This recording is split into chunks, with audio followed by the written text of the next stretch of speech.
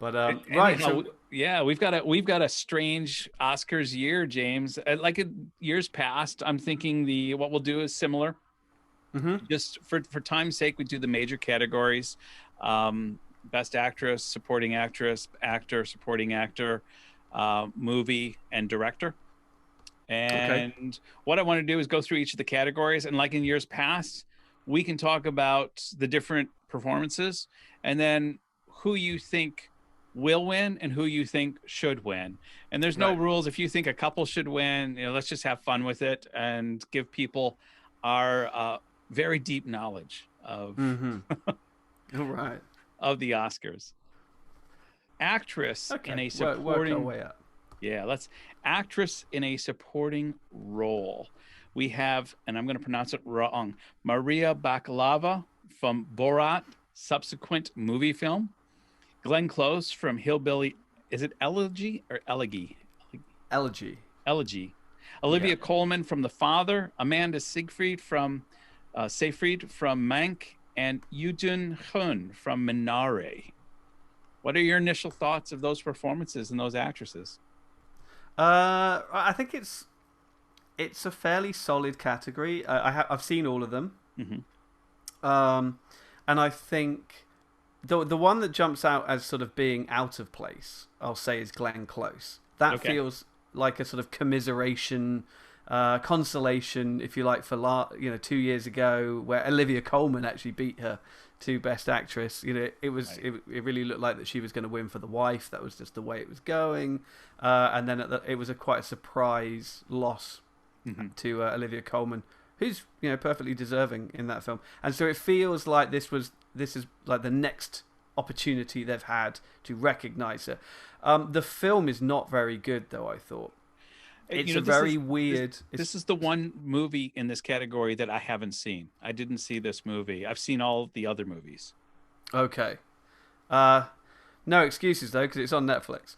But It is, and I've just had no, I think, you know what it is? I heard your review about it. And it's hard, okay. especially when you've told me it's bad, to sit and spend an hour and a half to 2 hours with a movie in one of the I shouldn't say lesser categories, but I just thought, do I really want to devote Hmm. 2 hours to a movie I'm probably not going to enjoy that much?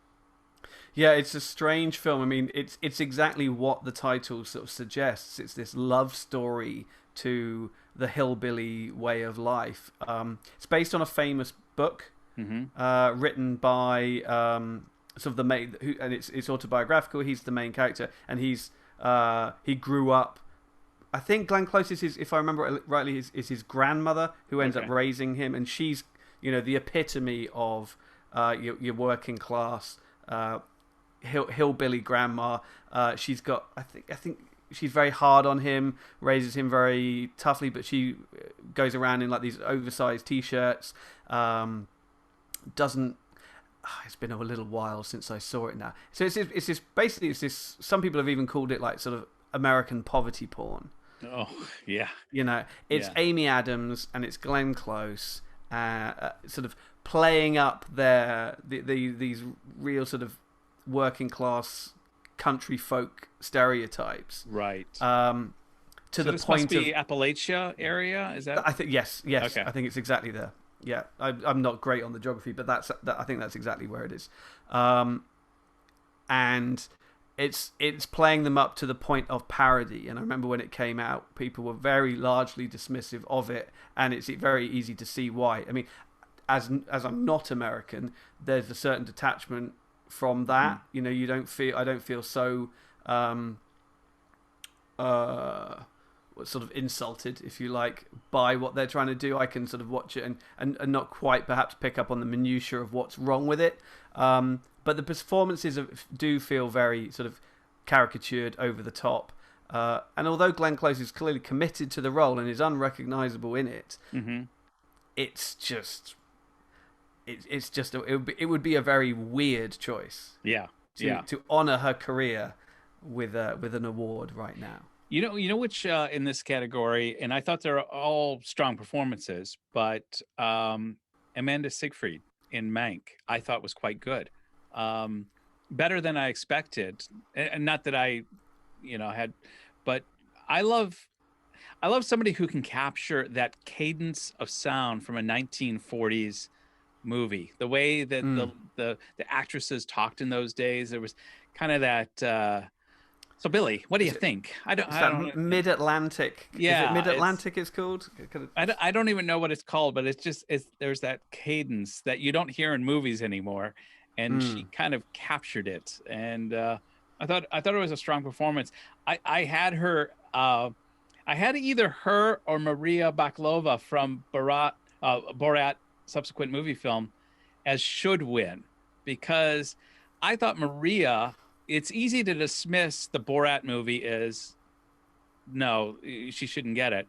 But really, what she brought to that movie and the way she acted and the way she was able to keep things going, even with Giuliani, I'm thinking, she's not going to win, but she certainly deserves to be there amongst those ladies.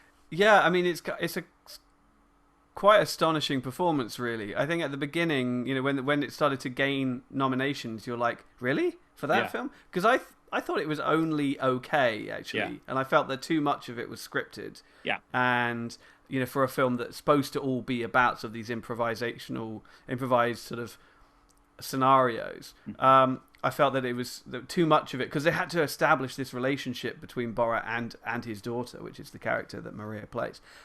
That said, I think she did an excellent job, and that she's never less than genuine. And when she's put in all of those situations, she holds her own remarkably. Yeah. We all know how good Sacha Baron Cohen is at these, incredibly uncomfortable, confrontational, often very dangerous improvisational moments. But to find someone else who could stand their ground in those moments against, opposite somebody like Rudy Giuliani, is incredibly impressive. And so I think it is a sort of thoroughly deserved nomination. And I think she might end up being the kind of surprise win, if there is a surprise win. I mean, Amanda Seyfried, I agree absolutely with what you're saying. I think it is.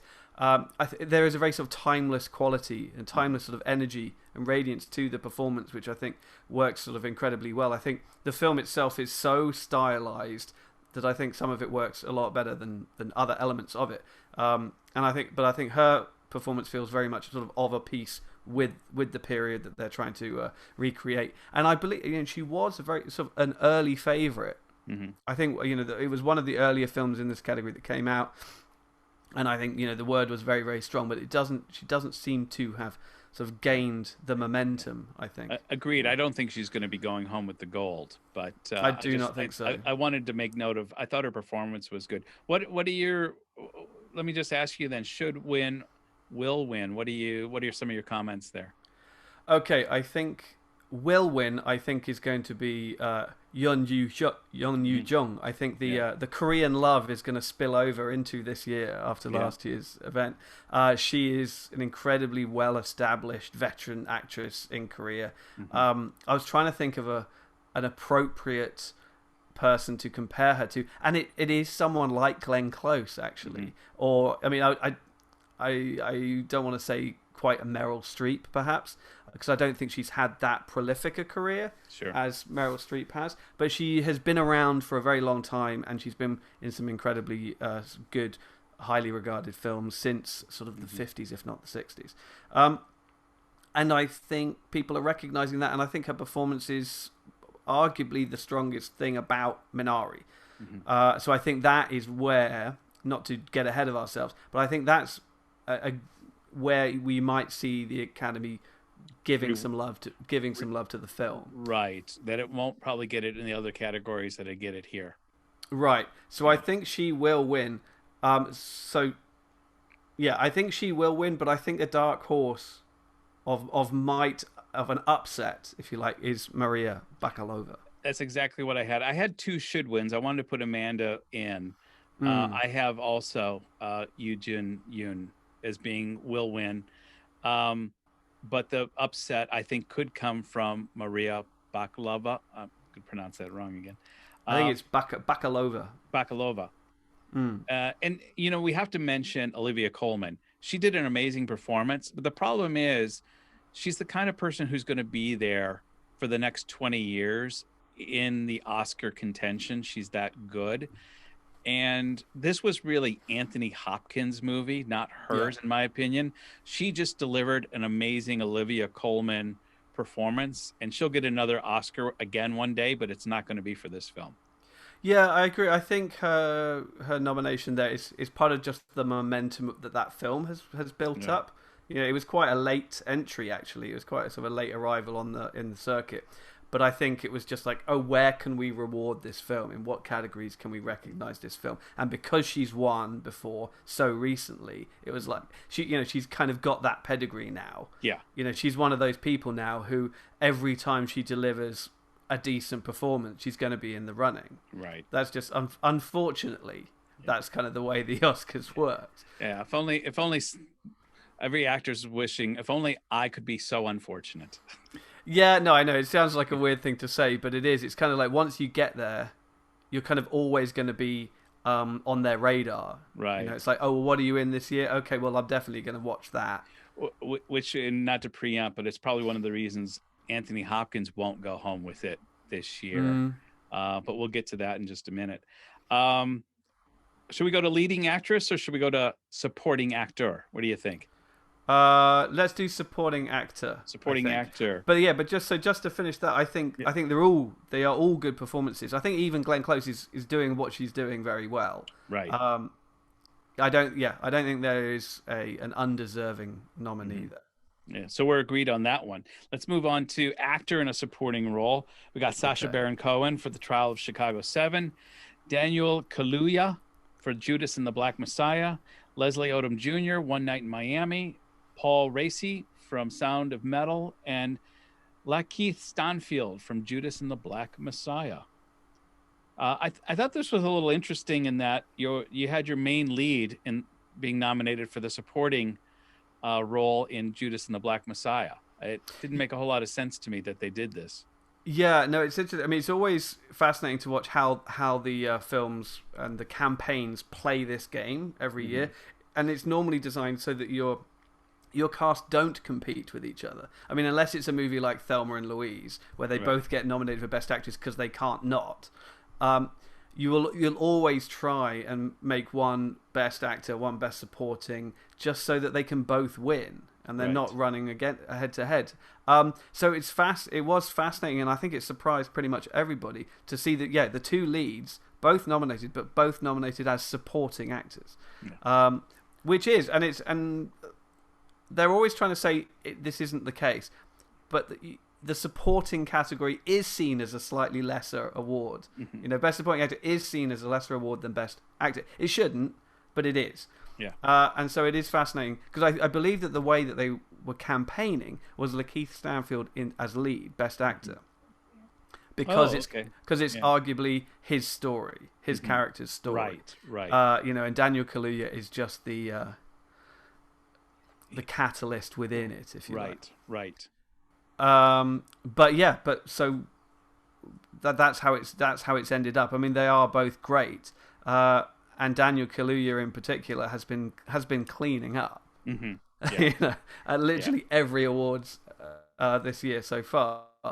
I think elsewhere, what I want to talk about Sacha Baron Cohen, because if we're going to pick out, you know, the occasional, perhaps ill-deserved nomination, I don't know what he's doing there. Right. I think they want to give him some love. He's obviously had a great year. You know, he's managed to do Borat and be in this very strong ensemble film. But to see that performance in Trial of Chicago 7 singled out over any of the others, really, was very surprising to me, because I don't think it's that good. I think his accent is all over the place. And he's no better than... I thought Eddie Redmayne was particularly good. I thought what's his name from Succession? What is his name? I'm trying to think of the guys in that movie. Who plays kind of Sacha Baron Cohen's sidekick? It's the pair. Oh, yes. Jeremy Strong. Jeremy Strong. I was kind of thinking that he might get a bit of the love because the voters wanted to show him some support because Succession was so good. You know, in the same way that Leslie Odom Jr., I think, has got his nomination here because of Hamilton. Right. Because Hamilton came out on streaming this past year, so everybody's finally had the chance to see it. Yeah, I did, and it, me too. Yeah. And it's great. And he's in the original cast. He's the original cast, and arguably he's actually the lead of Hamilton, rather than Hamilton. And I think and it was the same way that Breaking Bad guy, what's his name? Bryan Cranston. Bryan Cranston was nominated for Trumbo the same year that Breaking Bad was finishing up. It was just an opportunity for them to say, don't worry, we're watching you. I know you're TV and we're movies, but we're watching and we like the work that you're doing. Yeah. And so I think that's why Leslie Odom Jr. has got his nomination here. Because again, it's another ensemble where you've got 4 actors all, on level footing. Why single him out? Yeah. He's no better or worse than any of the other guys in that movie. But I think that's why. I think we can safely say the whole Oscars so white hashtag is probably buried for good. Well, let's see. I mean, I think this is something that let's just talk about this year's Oscars in general. I feel very sorry for it's great to be nominated, and it's great to see such a diverse collection of nominees. I feel really sorry for anybody who wins this year, because they're going to be cheated out of their moment. I imagine half the fun of winning and half the thrill of winning is that moment where you get to stand up in front of all of Hollywood that you've been arguably either chasing or watching or working with your entire career, and they're all looking at you for that one moment. Arguably, that's part of the thrill. And everybody's just going to be doing this from their living rooms. Right. And they're never going to really have that moment. It'd be interesting to see if they try and compensate next year by getting all of this year's winners definitely in the room next year. Right. To kind of give them a moment on stage or something like that. So I think you are seeing a higher degree of diversity in the nominees. But you must remember that that's because none of the big studio movies that were supposed to come out this year came out. I will say this year's slew of Oscar-nominated movies, and I think this year, how many do we have? 1, 2, 3, 4, 5, 6, 7, 8. 8 movies. That's best 8 picture, movies. Yeah. They can have up to 10. Normally, in any given Oscar year, I usually need to catch up on 2 or 3 of those.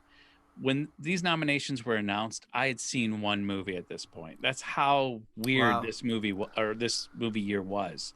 Because I've binge watched almost all of these movies in the last 3 weeks. If I remember rightly, isn't only one or two of them, an actual studio movie? I think so.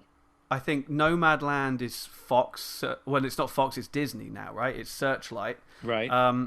And Judas and the Black Messiah is Warner Brothers. I think all the others are independent. Like Mank. Right. Is Netflix, Trial of Chicago 7 is Netflix, Sound of Metal is Amazon. Amazon, yeah. Minari is A24, I want to say, and then The Father is, I don't know, something. So it is an opportunity for all these indie movies to shine, and I think by their nature, they tend to be more diverse anyway, because the sad truth is I don't think that so much money is at stake. No. I think that's an element of it. But I'd be curious to see whether this has broken the mold, if you like, or whether there's a hard correction next year. Because I think if you look at Oscars history, every year where you think they've made a bit of progress, there's this hard overcorrect. Like the following year, you get Moonlight winning, and then you get Green Book winning the following year, and you're like, oh, come on. Hey, we had Obama, then we had Trump. Exactly. So it'll be. I'm very interested to see how this plays out next year. Yeah. Well, so in an actor in a supporting role, who do you think should win and who will win? I think Daniel Kaluuya will win, and I'm incredibly happy with it. Actually, I love him. He's British. He makes me very proud, and I think it's one of those great stories where he has sort of shot out of a cannon in the last sort of 5 years to go from sort of that guy from that scene of that movie to just being one of the best sort of A-list actors out there. He's fantastic. I saw him last week host Saturday Night Live too, and he was quite good. Oh, good. It Excellent. was quite good. I had that he will win as well, and I don't disagree with you. I have no problem with him winning. I thought his performance was fantastic.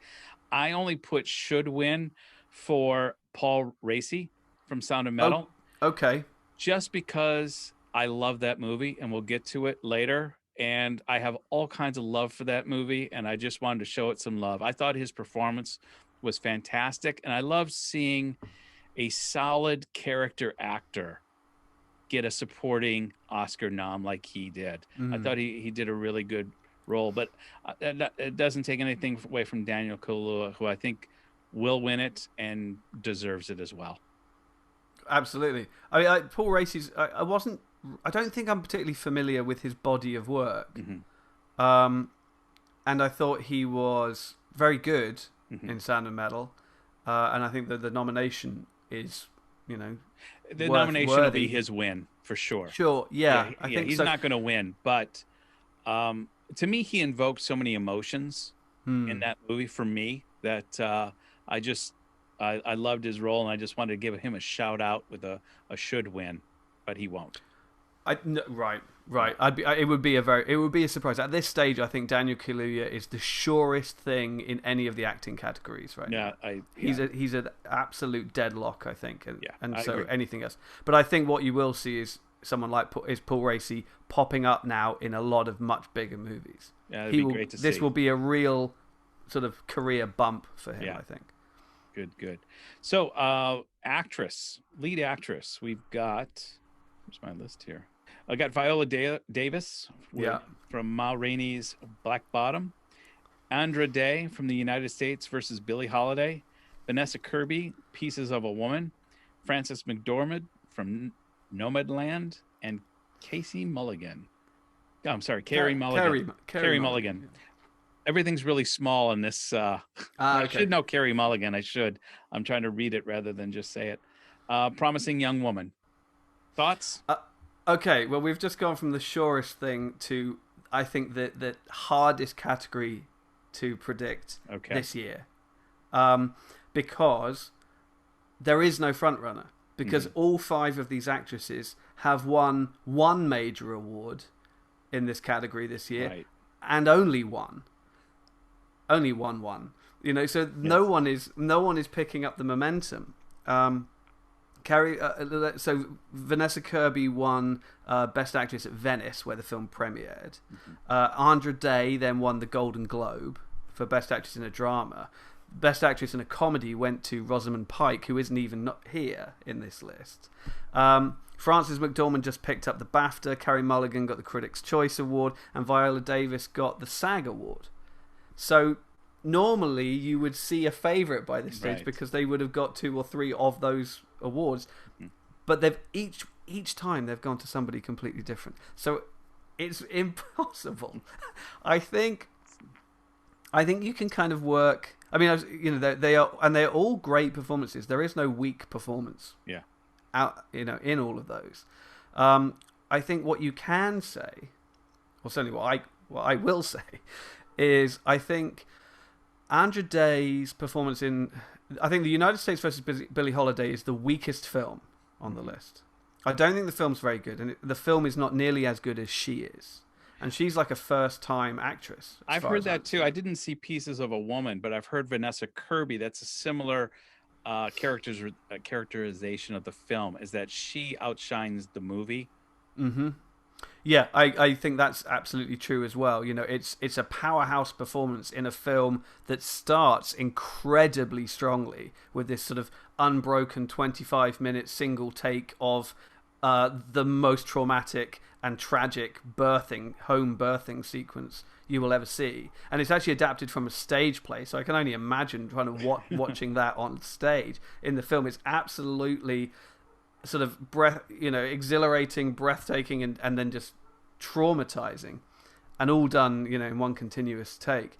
And the film never manages to live up to that opening movement, and actually unravels quite considerably. But she is great throughout. And and yes, everybody loved her in The Crown when she was in that before, but I think it's a thoroughly deserved award in its own the nomination in its own right. I think it's great recognition for her. She's already breaking into sort of mainstream movies with like Mission Impossible films and stuff like that she's popped up in. And I think this is a great career boost for her, but I think this is as far as it's going to go. I think she is probably the outsider at this point.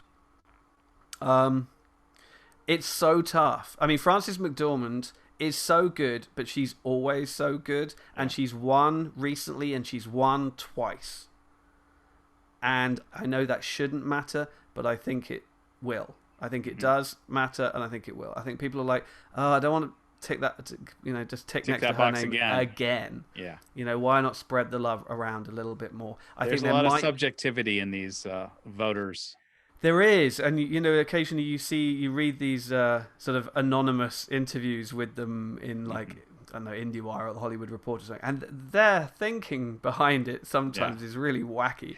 I know I used to be a subscriber to Entertainment Weekly, and they would always have an anonymous actor, an anonymous director, an anonymous cinematographer, an anonymous producer. They would get like 5 different people within the Academy from those different sectors, each giving their rundowns. And I used to love to see sometimes just the subjectivity.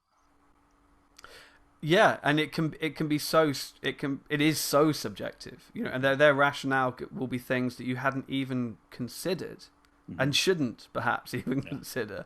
But that's the way it will go. I think,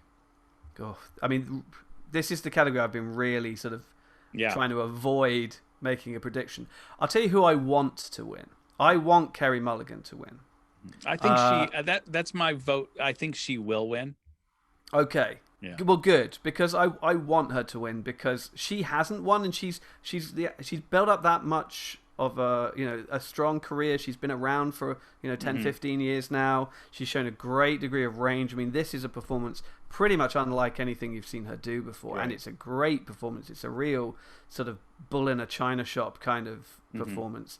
I love the film as well. It's one of my favorites of all the nominated films, and because I think her strongest competition is Frances McDormand and Viola Davis, and as good as they both are, they're always good. They'll always be around. They'll always be delivering awards-worthy performances, and they both have won Oscars within the last sort of 4 or 5 years.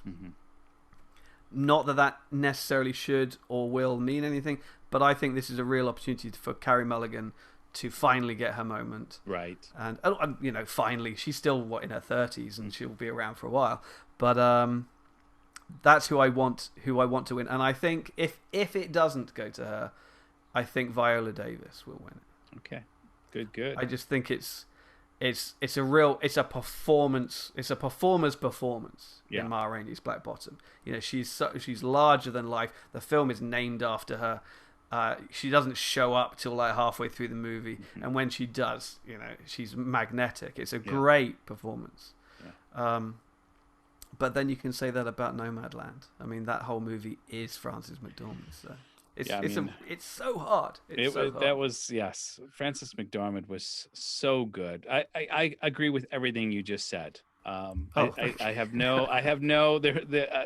Just for the sake of time, I'm not even going to just repeat it, because pretty much I agree with what you said on that. I think Carey Mulligan's going to win. I hope so. Yeah, and not just for a British invasion moment. I know just like I shared with the kids today about vested interest and bias. There is Daniel Kaluuya, British. Carey Mulligan, British. We'll see if that continues.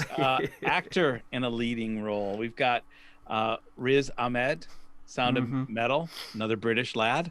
There are 3 Brits on this list. Yeah. Chadwick Boseman, Ma Rainey's Black Bottom. Anthony Hopkins, The Father, another Brit. Gary Oldman, Mank. He's British, isn't he? He is very much so. Very much so. Yeah. And Stephen Yeun from Minari. Thoughts on this one? I think I think we could probably agree that this is nearly a slam dunk for Best Actor. I think we both know who it's going to be. I think so. I mean, it seems like Chadwick Boseman is going to win. Yeah. It will be only the third time that a posthumous Oscar is awarded to an actor.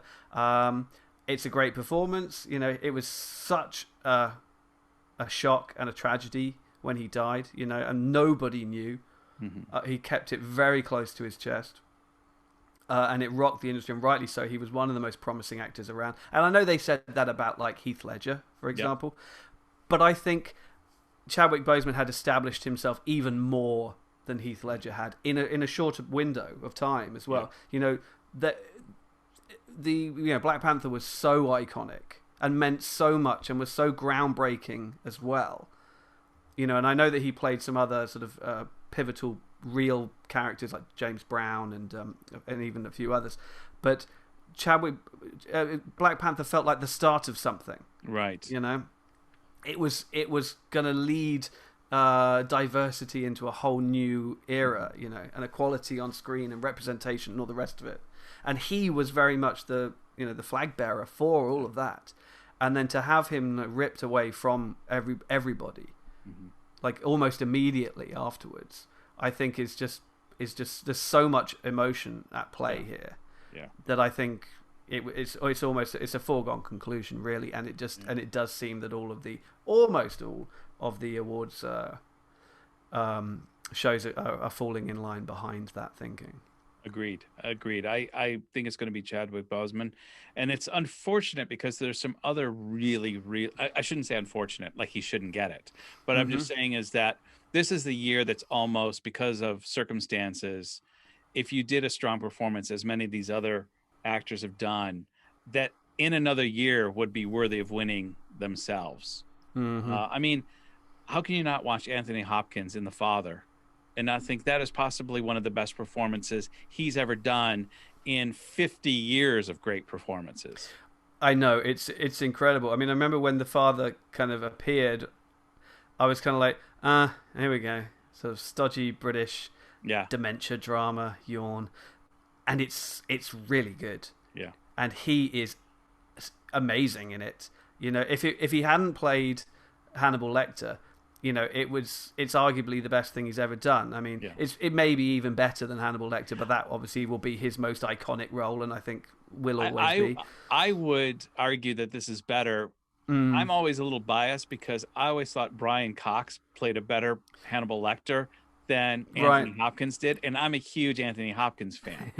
But I think Brian Cox is the Hannibal Lecter, but I'm in the minority on that. You're not alone, but I think what Anthony Hopkins did, unfortunately, is he kind of ran it into the ground a little bit. I think remaking Manhunter, you know, doing that third film, doing Red Dragon, was a step too far. I quite like Hannibal. You know, I love Silence of the Lambs. I quite like Hannibal. I think that third one was too much, and it was just too cartoonish. Right. And you know, he was too diabolical in that one. And I actually never saw it. I never saw the third one because Hannibal, the scene at the end with what's his name, Ray Liotta. Ray Liotta. That still bothers me so bad. I've seen that movie one time in my life, and I've never watched it again. And I just remember being in that movie when it came out 20 years ago. Yeah. And suddenly in that scene, I heard a little boy start to cry. And I'm thinking... And it was you. You were that little boy. And I remember thinking, who the hell brought a kid into this movie? Because I'm an adult and I shouldn't be here right now. Yeah, that's fair. I mean, I remember the big controversy at the time is the film actually changes the ending of the book. Not that scene, but like what happens after that, like the fate of those characters is different. Now that you say that, vaguely, I remember hearing that at the time, but because I think Thomas Harris was sort of pressured financially into writing the sequel anyway. I think they were literally like, we're optioning it before you've even written it, and here's so many millions of dollars to write the book that we're immediately going to turn into a movie. So I think the book came out like a year before, and then David Mamet, the playwright, adapted it. And they changed the ending because the ending, I won't explain what the ending is because I think you should read it, but it's very different and is far more problematic. Oh right. So so the movie has a far more sort of I know how it ends. Yes, I know what it is. I know what the problem is too. Now that you say that, I might have read it or I was familiar with it. It's been quite a few years now, but I know exactly what you're talking about now. Okay. Yeah. And so I mean, to be fair, you couldn't end the movie like that. No. You couldn't. But people will always be precious. You know, they'll always say that. Oh well, you know, the movie ending is not as good. But and obviously it didn't have Jodie Foster either. No, it Julianne Moore's great, but she's But she's not. Jodie Foster made Silence of the Lambs, but if you really want a great movie, go see Manhunter, 1988, Michael Mann. It is great. That is Brian Cox is great. Yeah. And what's his name? William Peterson playing the from CSI. Yeah, before he became CSI, and you get to see Brian Cox as Hannibal Lecter. Yeah, I mean the one thing Red Dragon has is a really good cast. Mm-hmm. You've got Edward Norton and Ralph Fiennes and Philip Seymour Hoffman. They've brought, and obviously Anthony Hopkins. They've brought a really good cast together. Yeah. But it's just, I think Brett Ratner directed it, who's now a pariah in Hollywood. Yeah. It's just so kind of hokey. Yeah. And is more just like it wants to be sort of a Friday night slasher movie, kind of tongue-in-cheek slasher movie, and you're just like, you shouldn't have bothered, because Manhunters, it's got that steely, cool 80s kind of neon sheen to it of like a Michael Mann movie, and it's a tough serial killer movie as well. It is a tough movie, and that's what I loved about Brian Cox in that movie, because he really, to me, is what a psychotic would be, whereas to me, Anthony Hopkins, even in Silence of the Lamb, almost became a parody of what a psychotic killer would be. Whereas for me, Brian Cox was cool, collect, and he wouldn't make a little, like that. He wouldn't do that, because that would be beneath him to do something like that. He would consider that rude. To quote Silence of the Lambs. That's exactly it. It would be very rude. So I think that was the brilliance of Brian Cox's performance is he plays it so matter of factly. There's no, he's not playing up to the camera or to the material at all. It's just that was our tangent. That was our tangent. I'll put that in the index. That during the leading actor, we went on a side tangent analyzing Silence of the Lambs. We agreed. Chadwick Boseman. Any other comments about Stephen Yeun, Gary Oldman, or Riz Ahmed? Well, yeah, I mean, it's great to see Riz Ahmed, good British lad, first Muslim actor ever to be nominated for Best Actor. I mean, what you are seeing is that because of the lack of big sort of studio movies, I can't think of what specifically might have been in the running here, but it has really sort of opened it up for these smaller movies like obviously Minari, like Sound of Metal, to get this degree of notice, this degree of attention, and I think it's fantastic. I mean, Stephen Yeun, first Asian American actor ever to get a Best Actor nomination. And obviously we should point out these are the 93rd Oscars, and so the fact that there are still so many of these firsts being ticked is quite depressing. There is another big first yet to come as well. It's quite sad that almost 100 years later we're still going, oh, well done, to such big firsts as well. But Riz Ahmed, he's fantastic. He's been around for a long time. I think I first saw him probably in like Four Lions or something like that, which is a fantastic, very dark, very confrontational British comedy about suicide bombers, but it's brilliant. You're the second person to recommend, because I love Sound of Metal, and I was told I had to watch now Four Lions. Yes, it's really good. I mean, what I haven't watched, which is I know a lot of people in the US know him from, is the HBO drama The Night Of, which I haven't seen.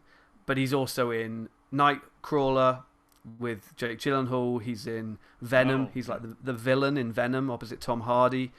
So he's. I saw that movie, but I didn't know him yet. It was just kind of sure. So he's been around for a little while. It's been a great run. Again, very similar to like Vanessa Kirby. It's great to see him.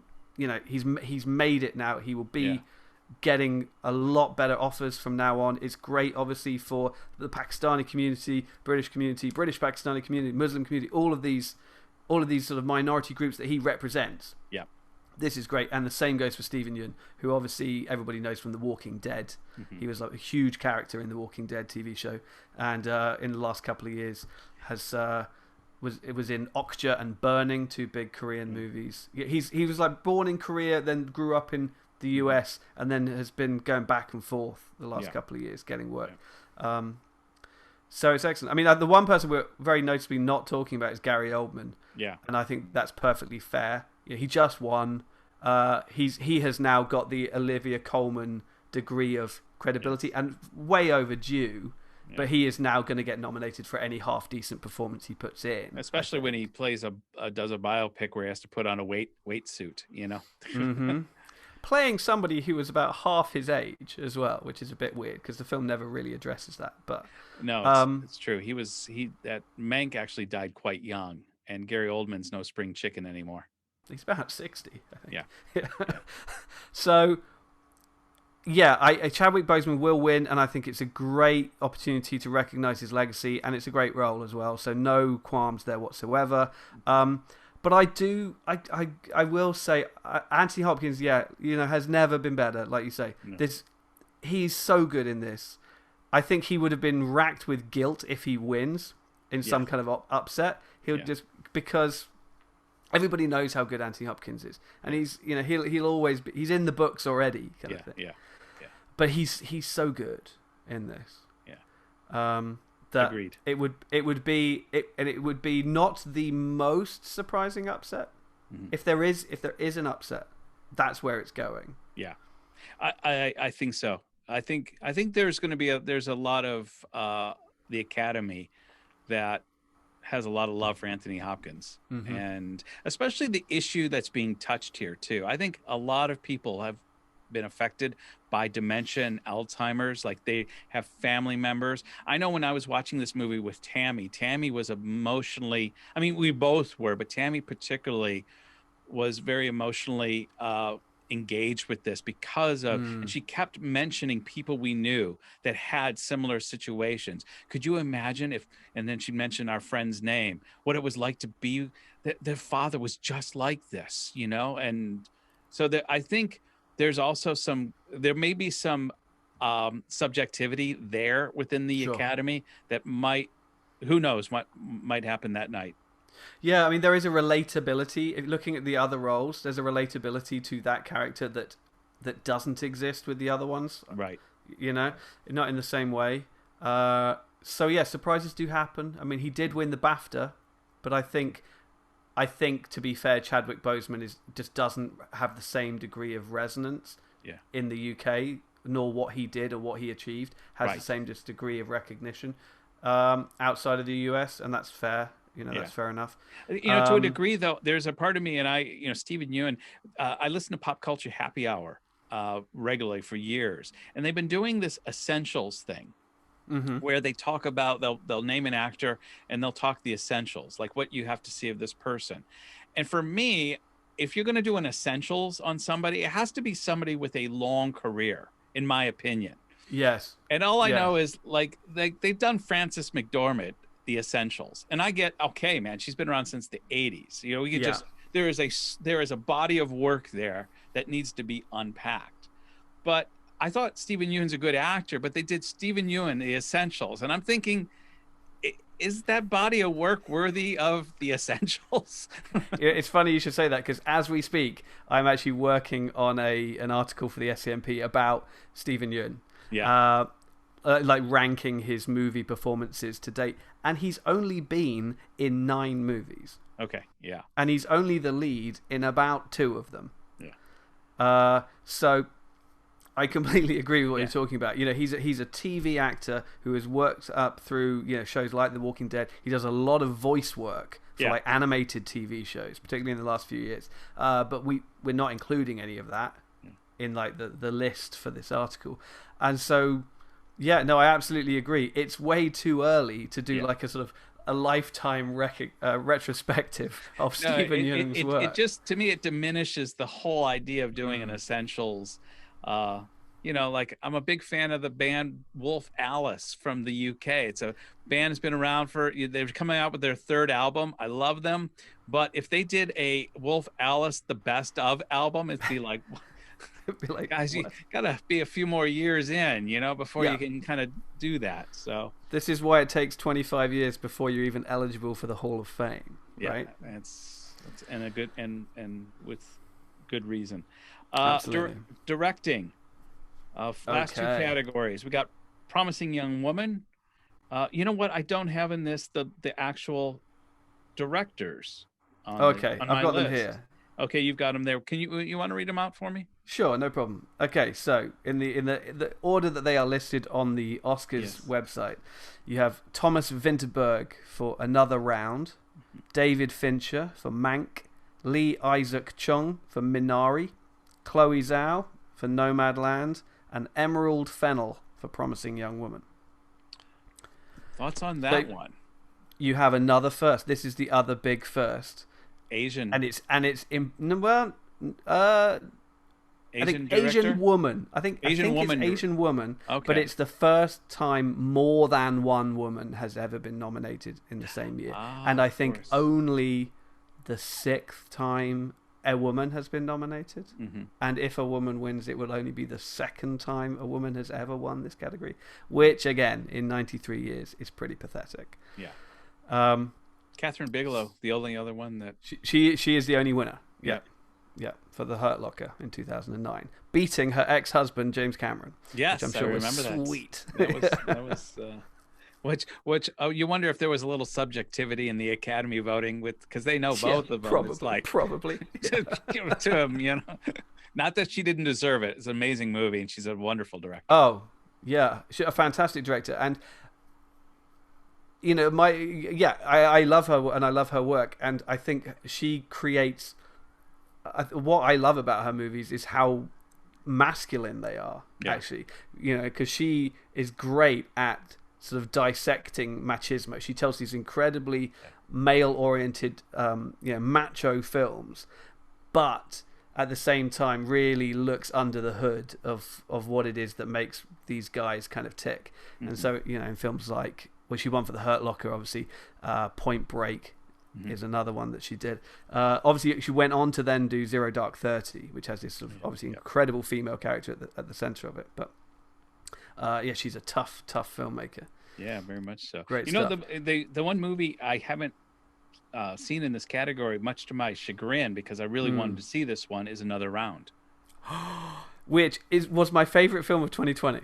I thought either you had said it, and it was on, I think, was at the Macau Film Festival. I was going to watch it. I forgot the reason why I didn't have time to watch it, but it was on my queue to get to, and I never got to it. I will. It's one of the few movies that after the Oscars, even if I haven't, I will go back and watch this movie because I really wanted to see this movie. It's great. It hasn't officially opened in Hong Kong yet, but I'm pretty sure it's coming soon, and I will definitely go watch it again. It's Thomas Vinterberg. It's Mads Mikkelsen, who played Hannibal, of course, on TV. Yes. Yeah. Got to get And the those villain connections. in Casino Royale. Of course, if we can bring it back to James Bond, we have to. That's the rules. And Vinterberg and Mads Mikkelsen have worked together in the past in The Hunt, which is an excellent movie. And it's great. It's about a group of middle-aged men. It's a Danish movie. So middle-aged men who are all school teachers, and they're all sort of stuck in a rut. And one of them proposes this philosopher's hypothesis that he's read about, that everybody functions better with a little bit more alcohol in their system, essentially. So they agree to this experiment where if they operate with a sort of 0.05% alcohol level, during the working day, then they will perform better and their lives will be better. And guess what? It doesn't exactly go according to plan. I could see that coming. Right. So it's this wonderful sort of bittersweet sort of comedy drama. There are some great sort of light laughs in it, but then obviously, reality hits home in some pretty sort of significant ways. And it has one of the best endings in recent memory. It's great. I love it. And I don't think we're actually officially doing this category, but it's up for best international film, and it's gonna win, and it should win. Oh yes, it is up for international film feature. Yes, which we used to call best foreign film. It was called Best Foreign Film, Best Film in a Foreign Language. You know, they tied themselves up in knots, trying to brand it appropriately. It's still a weird category because it still requires every country to submit a film. Mm-hmm. And so this was Denmark's submission, which is just an odd way of doing it. I think any film from anywhere that gets a release in the US within the period should be eligible, but that's not how it works, which is very odd. So it ends up being politicized domestically by every host country every year about which film they send and for what reasons. So it's very odd, but and it's up against Hong Kong's entry, which is it has been nominated for only the third time ever. A film called Better Days by Derek Zhang, which is okay. Yeah. But it's shot in China, it's about China, and all the actors are in it from mainland China, and it's in Mandarin, so it's not really a Hong Kong movie. But hey. There we go. What does that even mean these days? What does, anyway, moving on. Yeah. Oh, let me turn the record button off. So yeah, go on. Where do you fall on this one? Yeah, for me, it's going to be a slam dunk with Chloe Zhao. I think for a couple reasons. One, Nomadland was an incredible movie. It was well shot. Frances McDormand the look on Frances McDormand's face in any given scene, and that just communicates 1,000 words. And I thought Chloe Zhao did a wonderful job, but I think there's also going to be a measure of subjectivity here as well. And as much as I hate to politicize things, the very fact that it is a Chinese person who's become persona non grata is going to sway a few votes. And I know it's not the way it's supposed to be, but it's going to be a combination of very good directing and some added elements that I think are going to play into what the final tally is going to be. That's my opinion. Well, I think she is certainly a large component in the reasons why we can't watch the Oscars in Hong Kong this year. I think there are two main reasons. Yes, I know what the other main reason is. Yeah, there's a short documentary nominated that looks at the 2019 protests, which I have seen. Also, Chloe Zhao, born in Beijing, educated in the US, and has since distanced herself from the US and has been very vocal, calling the US her new home, and has said some not great things about Beijing publicly, or in China publicly. And it was quite interesting seeing that, when she started winning awards in China, she was championed, and then when these things were pointed out, she was quickly, she disappeared off the internet in China. It's not the first time that has happened, nor will it be the last. Correct. Yeah, it was 1 minute. This is a win for China. The next minute, it was like, who? Yeah. Okay. In fact, I don't even show that imperialist stuff. Right. So yeah, I mean, it was supposed to be released, I think, this week or next week in China, and that has now just disappeared off the. The funny thing is, it has absolutely nothing to do with China or Asia. No, and if anything, it really highlights America's shortcomings. It really highlights poverty. It's a lot of the things that us living here that like to point holes in Western culture, and Nomadland maybe doesn't point a hole, but it really highlights a strata of society that is not always celebrated. Yeah, no, it is fascinating. Had they wished to, it would be very easy for China to have, or anywhere really, any of America's critics to have repackaged this film as, look, capitalism doesn't work, democracy doesn't work. This is a movie about the failings of America's system on every level, really. And the fact that it's being told by sort of an adopted child, if you like, of America. But then you see that's often the case. It's purely coincidental that my example is also an Asian filmmaker, but Ang Lee, one of the things he does better than anybody is go to other countries, particularly the UK for Sense and Sensibility, and then the US time and time again.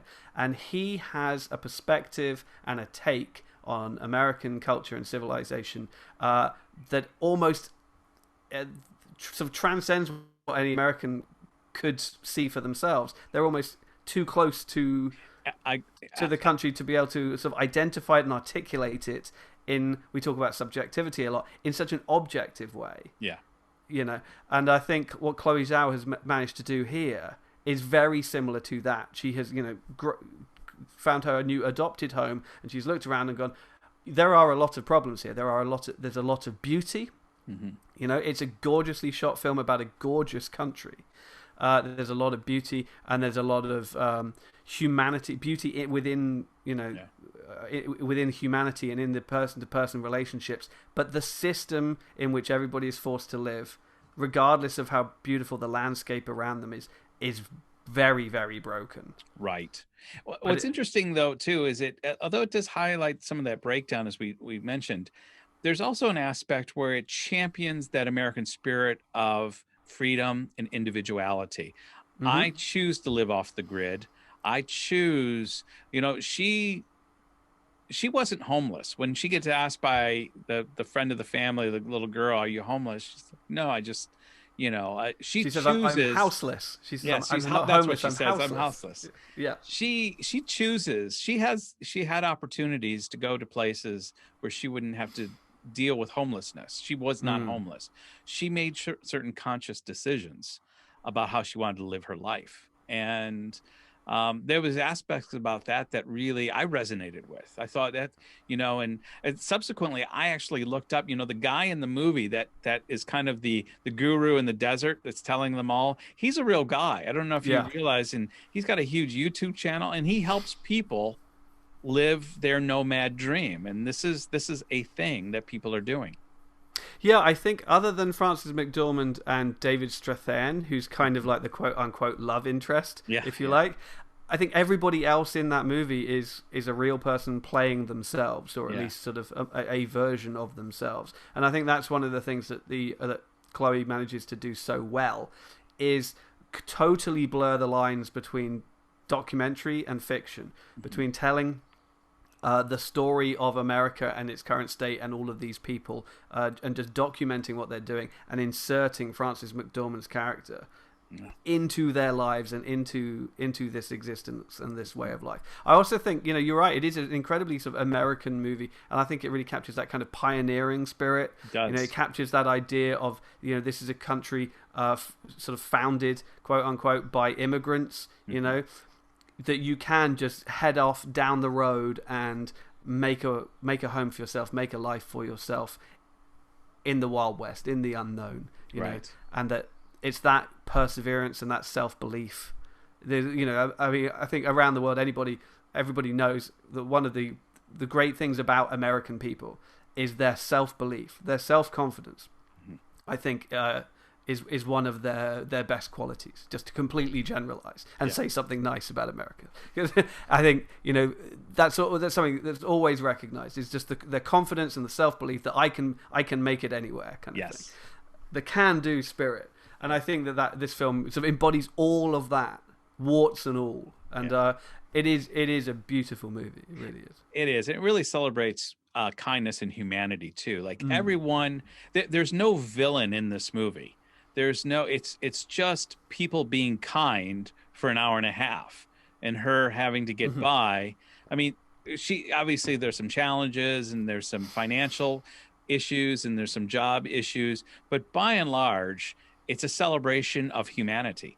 You know, she's never waylaid by robbers on the side of the road.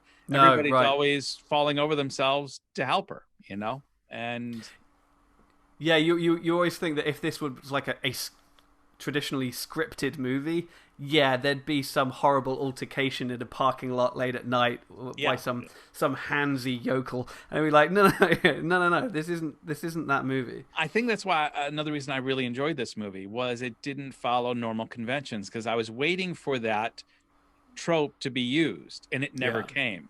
And to me, this movie defied conventions. It's brilliant, and I think Chloe Zhao is going to win it. I think so. I think, you know, it's pretty much the surest thing. Yeah. And I don't think anybody is going to come close to threatening her. I mean, I think Emerald Fennell did a great job with Promising Young Woman. As far as I understand, it's her first movie. She is. I always like to point out the fact that she is in The Crown. She is. What's her name? Prince Charles's wife, not Diana, but Camilla Parker Bowles. She plays Camilla Parker Bowles in The Crown. Yeah, I need to look. Okay, that's Emerald Fennell. And then the others here. You've got Thomas Vinterberg, obviously. Yeah, he's been around for a while. Great stalwart of European cinema. And David Fincher. David Fincher seems like one of those directors who is at risk of now going without ever winning. I feel that The Social Network is the film he should have won for. Yeah, losing out to The King's Speech, I think, is one of the greatest tragedies at the Oscars in recent years. Well, it's interesting you mentioned The Social Network because that was directed by Aaron Sorkin, who was written by Aaron. I'm sorry, you're right. Sorkin, it was directed by David Fincher, but and actually Sorkin, Aaron Sorkin was, and Sorkin did win. Sorkin did win for his screenplay. Screenplay, but he was snubbed for directing here. I do not have a problem with that. I don't think he's very good as a director. Yeah. I think we'll get onto that when we're talking about his film. But I think his skills are as a writer, and I think his writing comes out best when it's being directed by somebody else. Okay, let's hold that thought because now we'll move on to the Best Picture because I think we're in agreement about directing. Best Pictures, we got The Father, we've got Judas and the Black Messiah, we have Mank, we have Minari, we have Nomadland, Promising Young Woman, Sound of Metal, and The Trial of the Chicago 7. So, before we actually dive into this, I sent you a link with, everybody's been sharing the Bill Maher clip from last week where he just blasts this year's Oscar Best Picture nominations as just depressing. He shows this montage of, Apocalypse Now and The Sting and these great movies, and how now by and large in a lot of these movies it's depressing. It is you're the victim, that there's not a celebration essentially. I mean, he goes overboard a bit. What I wanted to ask you though, do you think this year's selections are an anomaly because of the pandemic and we'll go back to maybe some more traditional movies that we would see in the Best Picture category? Or do you think a new tone is being set for the future? I hope that what this year has done is draw enough interest to the fact that there are sort of smaller, more interesting stories out there to be told, and will give those stories the opportunity to become the bigger movies later. I think that had 2020 gone ahead the way it was, you might see a very different lineup of films. You could see Dune feature here. Denis Villeneuve's film, because Arrival got a bunch of nominations, and again that's his. Steven Spielberg has a version of West Side Story, which I think would have been ready in time, so inevitably I think that would have featured. Who knows? Maybe even, I mean, it did come out, but I think Christopher Nolan's Tenet is a fascinating anomaly this year, and because there's a lot of sort of behind the scenes reasons as to why it's only picked up like 2 nominations. I think it's got a visual effects nomination. Not in here at all, really, and that was I thought that was a brilliant movie. I mean, I think regardless of what you think of it as a film, technically, I think it's above reproach or beyond reproach or whatever. I think for cinematography, editing, sound, production design, all of those, the sound design, all of those categories, score as well. It should have picked up half a dozen, as they're called, craft nominations. Right. Definitely. And I think it's got 2. I think it's got visual effects and production design, and I think that's it. And apparently the reasons are, again, it's Nolan being stubborn, butting heads with Warner Brothers, saying I need people to see this in the cinema, and even come awards time, he apparently refused to send out screening links and to send out screeners. He was just like, no, we'll put on like some Academy screenings, which they do voter screenings, but no one's going to come out and watch those. Not this year, not in the pandemic. It's unrealistic, and I think he has.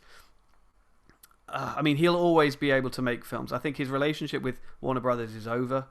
I think they have had a falling out too far. But he'll find a home at another studio, and he'll. We're getting sidetracked again, and we're probably pressing the time constraints a little bit. I think. Okay, right. So what I think is to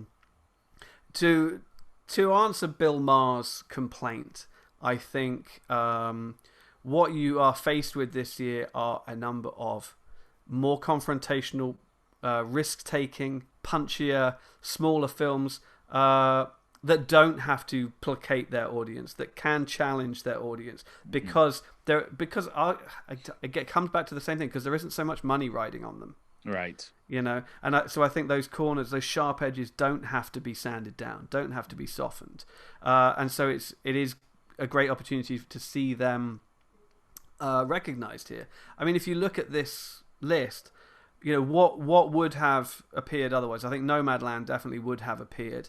I'm not even sure that something like The Trial of Chicago 7 would have made the cut, and definitely none of the others. Maybe The Father. The Father, I would say maybe, yeah. And maybe Mank. Yeah. But, they're the ones that feel sort of old school Oscar kind of movies. Yes. But Sound of Metal, not a chance, I think. Yeah. Promising Young Woman, even, maybe not.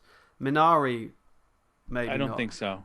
They feel far more like indie outlier, kind of just smaller movies. But I think what this year has shown everybody is that's where the best stories are. This may be the time, because I've been holding off on this. This is where my expectations were higher. Here's the thing: is I went into Sound of Metal with such low expectations. I didn't even have Tammy watch it with me. I'm just going to watch this. I got to catch up on the Oscar movies. It's about a rock drummer. She's not going to be interested in it. It's probably my favorite movie personally of this lot. I went into Minari wanting to really love this. Oh, immigrant family from Korea comes to Arkansas. I'm going to love this movie. And I was like, and I know no one agrees with me on it, and I think it's because my expectations were so high, but I was just kind of going, come on. To me, it's a solid movie. It is not a bad movie. There's parts of it I really liked. In and amidst a 2-hour movie, there's 20 minutes in there I really, really liked. But to me, it was a long, boring movie. Right. Well, you're in good company. Okay. Because I don't quite get the love for Minari. I have to be honest. I haven't heard your review on it, so I had no idea how you felt about Minari. Okay. Well, strap in. No, I'm glad I shared what I did then. We're on the same page a little bit. I think it's actually out in Hong Kong next week, finally. Yeah, I mean, it's like you say, there's nothing wrong with it. It's a perfectly well executed, quite beautifully photographed, and honestly acted story. Largely autobiographical tale of, like you say, an immigrant family trying to make it for themselves, to chase that American dream that we were talking about in Nomadland. Yeah. They've been sold on that ideal. Yeah. You come to America and you can just make something of yourself. Yeah. And the father figure played by Stephen Yeun is really bought into that. At the risk of everything. He's put everything on the line for them to go and live in a field in a trailer, essentially. I think let me just interrupt for a second. I think that's one of the things that was driving me crazy in the whole movie was it was so hard. I mean, you've gone from not only to American culture, but you've gone to an extremely particular area of America where your culture couldn't be more different. And, they're talking about how hard it is, but I'm thinking you just come from Korea in the 80s. Now, granted, it might not have been Korea in the 90s, but Korea in the 80s was on the verge of being one of the Asian tigers. I'm thinking, wouldn't have Korea been the place to be? Why would you take your family to Arkansas to farm and then kind of, to be honest, bitch about how hard life is? If I wouldn't take my family to the middle of some rural area of Korea and go, man, we're really struggling here. It's like, of course you are. Yeah, who would have saw that coming? Yeah, it is odd. I mean, I guess from the filmmaker's point of view, they can shrug that off and say, yeah, but that's what happened. Yeah. You know, I'm just telling my story. I mean, it's a deranged notion. Yeah, I mean, if you moving as we both are, we are both immigrants ourselves. Yes. You know, we have done that, and but we the came to a place that's pretty easy comparatively. Sure, but the first thing we didn't do, I don't think you did, is move to the middle of nowhere and try and be self-sufficient. No. You know, you move to a city and you get a job, until you've saved up a bit of money, and then you start sort of trying to carve out a little niche for yourself whilst absorbing the culture and all the rest of it. But James, I'll tell you, I mean, I come from the Christian missionary background. I know couples that I warned. They said, "Oh, God's called me to China." Like, this is in the 90s. They weren't going to Beijing or Shanghai, which was still a little tough in the 90s. They would go to rural areas, really rural areas. And I remember telling people, don't do this. This you don't know. And I tell you, marriages were wrecked. Families were, these people don't understand. And when I was watching this movie, some of those thoughts were going through my mind, just going, dude, what are you doing bringing your family here? This is insane. So I guess some of the illogic behind it was driving me crazy. But like you said, It is semi-autobiographical, and I guess they really did do this. So, yeah, and I mean, and the director Lee Isaac Chung, his character in the movie is like an 8-year-old boy who's one of the best things in the film. I think, little Alan Kim, who I think was nominated for a BAFTA, and he won a People's Choice Award Critics' Choice Award for like promising young actor. Good for him. He was a cute kid. He did a great job. He's a little dynamo, I think. Yeah. Grandma was good. I mean. Well, yes, and she's the great veteran of Korean cinema who they got in, and I think she was probably as bemused and perplexed by the whole experience as she was happy to do it. I noticed that the other day she won the BAFTA, and she thanked. I haven't seen the speech, but I read that in her acceptance speech, she calls the British very snobbish. Or something like that. There's some kind of, I'm not sure if it was a backhanded compliment or lost in translation or something, but she kind of apparently said something quite rude about the people who had just given her an award. But I'll have to check out exactly what. But I mean, Minari, there's nothing wrong with it at all, and it's a perfectly it's sort of robust and impressively put together sort of small indie movie. With a very personal story, and it's a huge gamble because it's an American movie almost completely in Korean. But that's all it is. Yeah. No, I agree. I struggled with that one. Everything else, though, I really liked. I loved Judas and the Black Messiah. Loved The Father. Trial of Chicago 7. I am a Sorkin fan. I think he's a decent director. He did Molly's Game. That's right. And that's the other one. I loved Molly's Game. I thought it was it had just that Sorkin-esque dialogue that I'm a sucker for. And anytime he's writing, I'm there.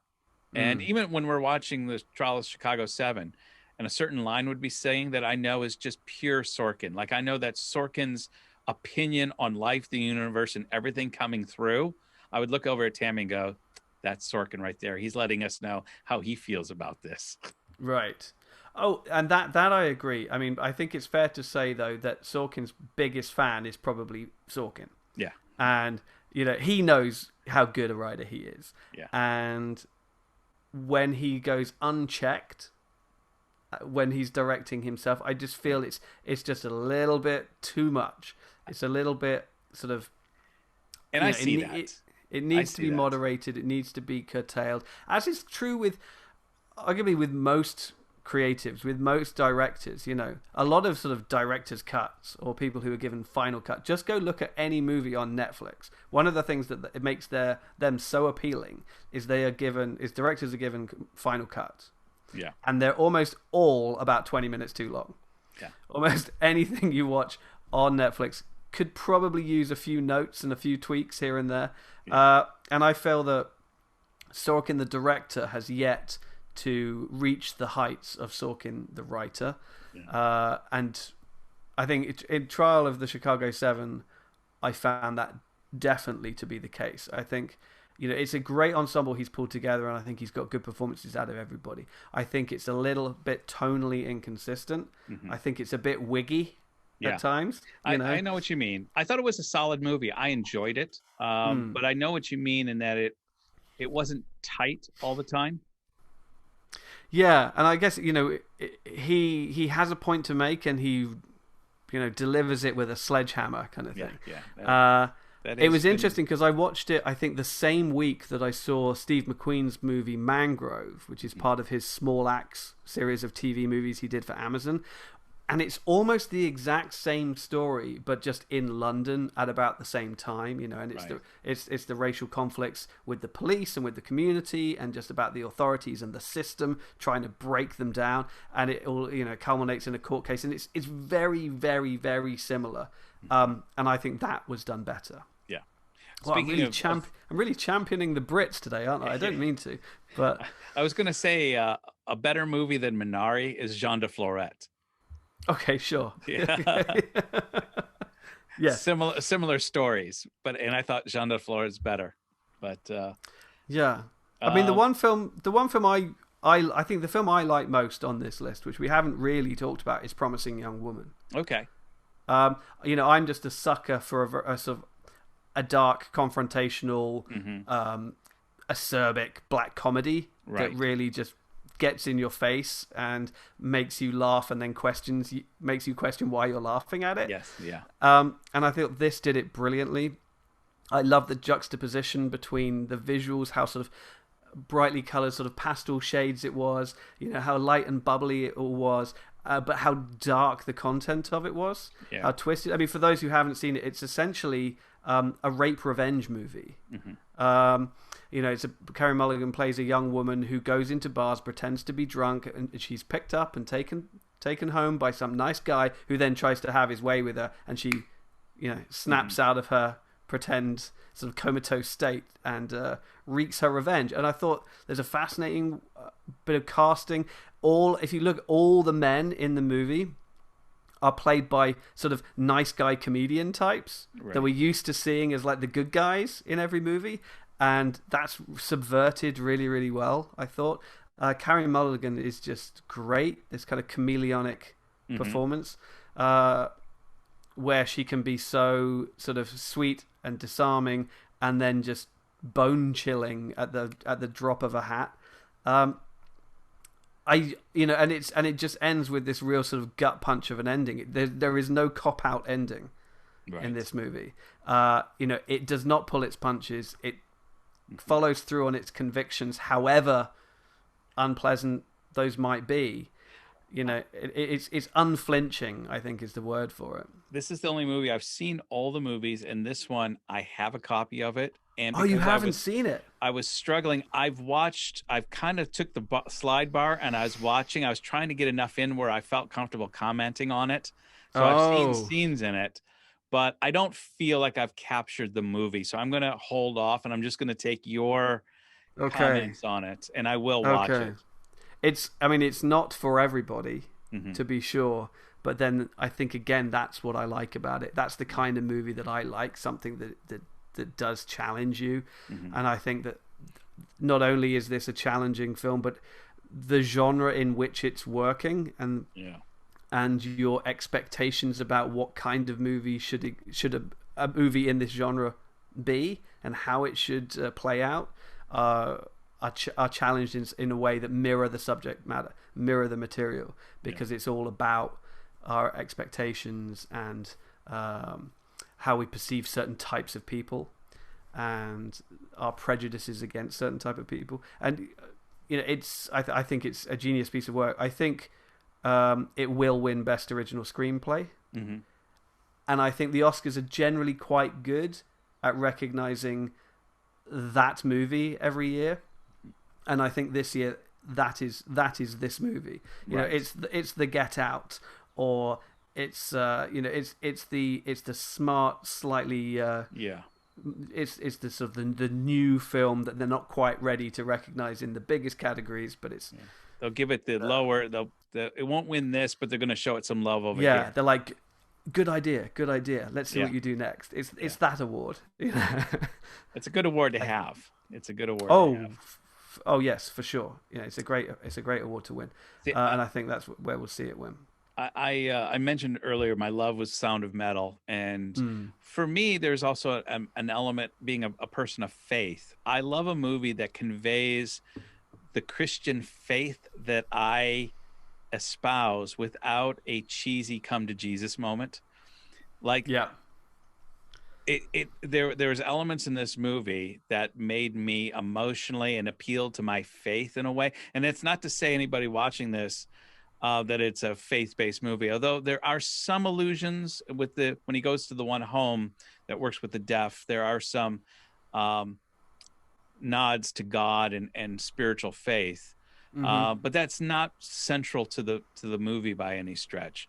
So that was one area I really wanted to comment on. The other area is I thought it just broke a few tropes. That I love any movie where I'm expecting one thing and I get something different, and even something as small as when Riz Ahmed gets his cochlear implants and he goes looking for his girlfriend, who's his bandmate, and he follows her to Belgium and has the run-in with the father. The father takes him in, or takes him up.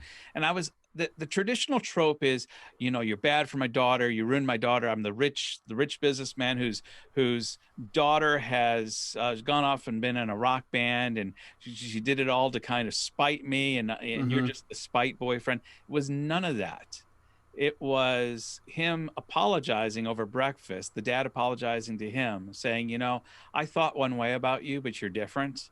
And you're a good guy, and to me it was just little things like that where I don't like manufactured drama. This movie had enough drama on its own, and to me this was the more real relationship. This was a more life affirming response. It was a more real response. Watching what happened there, I just thought, I just love this movie. This movie hits it ticks so many of the boxes for me. And again, part of it was because I went in with kind of low expectations and it hit high. I went in to Minari with high expectations and it didn't quite reach it for me. Yeah, I think that speaks a lot to the dangers of expectations and buying into the hype of anything. But Sound of Metal. It's got there's a sort of ironically, a quiet strength to it that kind of creeps up on you. I think it's a lot to do with Riz Ahmed's performance. He's so assured. He does so much with just his facial expressions. He's not a character who, by his nature, talks very much. He's not very good at articulating how he feels about things. Right. He's also a recovering addict, and this just becomes. It's almost like the new thing that he's addicted to. It's like he has to get his hearing back. Yeah. It's almost like he's going cold turkey rather than deaf, and that's what's spurring or dictating every decision that he makes. I think you're right. I think there is a real sort of faith-based element to it. I think it uses, or the characters in it use a lot of the same tools that a religious community might, without necessarily putting sort of a name on it or a label on it or anything like that. And I think that's also something that happens with the sort of the community of addicts and when you're in recovery and that kind of thing. The other thing I liked about the film is how the film is presented to be enjoyed equally by the deaf community and the hearing community. It's supposed to be watched with the captions on. I think it's presented in cinemas with the what's called open captions. You have closed captions, you have open captions. Right. Open captions are where you don't choose whether they're on there or not. And I think if you watch it in cinemas, it has the open captions on it, so that you experience the movie the way that a deaf person would experience it, and you watch it the same way.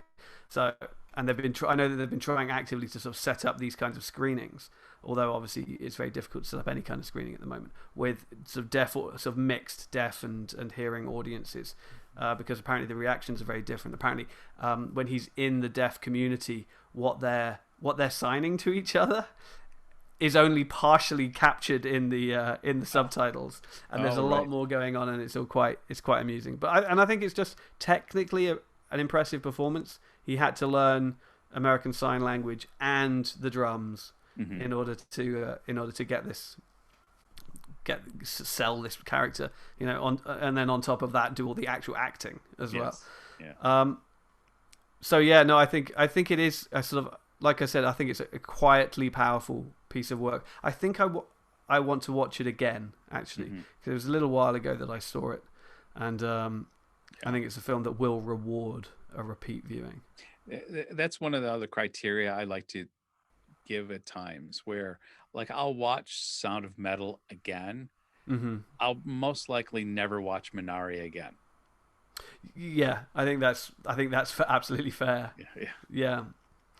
So, I think I don't know to what degree Minari will reward repeat viewing. I think Sound of Metal, it's not about the story so much as it's about the character, and it's about the community that it throws a light on. And I think that does reward, becoming familiar with it. Yeah, as did I think Nomadland. It was that celebration of community, which is why that's my pick. I think Nomadland's going to walk away with the best picture. What? Oh yeah, I think it's pretty unchallenged. I think it's a fantastic film. I enjoyed it even more the second time I saw it. Oh, the first time I saw it on a screen or at home, and the second time I saw it in the cinema. And it really is a film that deserves to be seen on the big screen. I remember you on RTHK saying that, and I thought because I have only watched it on a TV, and I'd like to see that, because some of those vistas out west, I think, deserve to be seen on the big screen, and some of the shots that are done are probably better seen on a big screen. I think so, and because it's these might sound like criticisms, but they're not. Because it is kind of a slow and a quiet film, there's often not really a great deal going on. But what the cinema experience gives you is an immersiveness into that world. You're free of all the distractions, and even when you're watching it at home, and even if you put your phone away, and even if you turn the lights on, you're never quite free from distractions, just because there's so much other stuff around you, or people around you, whatever. In the cinema, there's nothing else to do. If you're doing it right, there's nothing else to do. And you do just spend those moments still with the movie. Even if, quote unquote, nothing is happening. You're still spending that time with the characters and with the movie. And I think it adds a real sort of intimacy to it.